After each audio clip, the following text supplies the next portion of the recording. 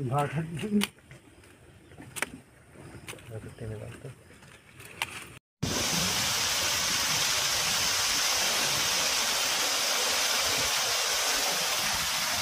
করতেছি।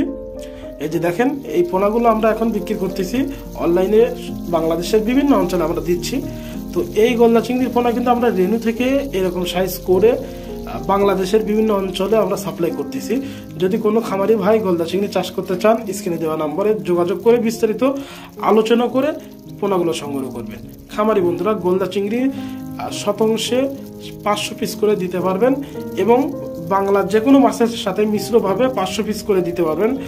আর এই মাছের খাদ্য হচ্ছে, আমরা সচরাচর আলু, যেটা কাটা আলু অনেক কম দামে পাওয়া যায়, 5 টাকা 6 টাকা বা 10 টাকা কেজি কম দামে যে আলুগুলা পাওয়া যায়, এই আলুগুলা কিন্তু সিদ্ধ করে আমরা এই মাছের খাবার হিসাবে দিই 2 বেলা, সকাল এবং বিকাল।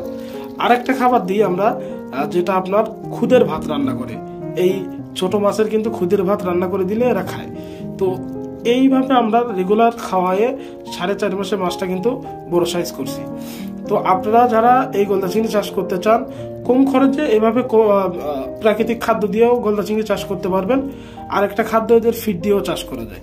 আর প্রিয় খামারি বন্ধুরা, এই মাছগুলো কিন্তু এখন 1.5 ইঞ্চি, 2 ইঞ্চি, 2.5 ইঞ্চি সাইজ। এই মাছগুলো আমরা বর্তমানে 7.5 টাকা পিস বিক্রি করতেছি। তো যদি কোনো খামারি ভাই আমাদের কাছ থেকে এই পোনা নিতে চান, যোগাযোগ করবেন। আর এখান থেকে 25 থেকে 30 দিনের ভিতরে রেনু, এই যে দেখেন ভিডিওতে যে রেনুগুলো দেখাচ্ছি, এই রেনু কিন্তু নদীতে পাওয়া যাবে। যদি কোনো খামারি ভাই রেনু নিতে চান, এখনই আমাদের বুকিং দিয়ে দিবেন। প্রথম গোনের ফার্স্ট লাটের এই গলদা চিংড়ির রেনু আপনারা আমাদের কাছ থেকে নিতে চাইলে এখনই বুকিং দিয়ে দিবেন। আর প্রিয় খামারি বন্ধুরা, এই মাছগুলোর ভিতরে আজে বাজে মাছও আছে। তো অনেক খামারি ভাই এই গলদা চিংড়ি মাছ কিনে কিন্তু ঠুকতেছেন।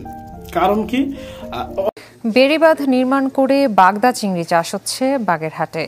ক্লাস্টার নামের এই আধুনিক পদ্ধতির সম্প্রসারণে কৃষকদের উদ্বুদ্ধ করছে মৎস্য অধিদপ্তর। কর্মকর্তারা জানান, এতে উৎপাদন বাড়বে দ্বিগুণ, সাথে কমবে প্রাকৃতিক দুর্যোগের ক্ষয়ক্ষতি।